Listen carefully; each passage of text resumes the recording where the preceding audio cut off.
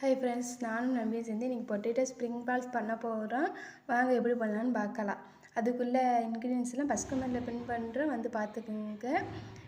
இது இப்போ வந்து அந்த இதப்பெல்லாம் மேரினேட் பண்ணி எண்ணெய் காய வச்சு அதில் போடணும். சின்ன சின்ன பால்ஸாக உருட்டி போடணும்.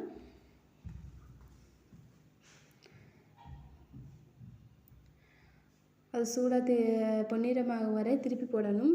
திருப்பி போட்டால்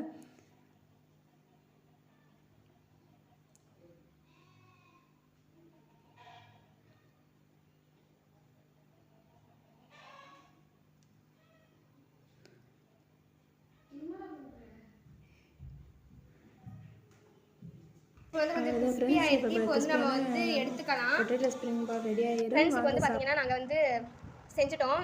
பக்கோடா செஞ்சுட்டோம். செம்ம டேஸ்டியான பக்கோடா எப்படி வந்திருக்கு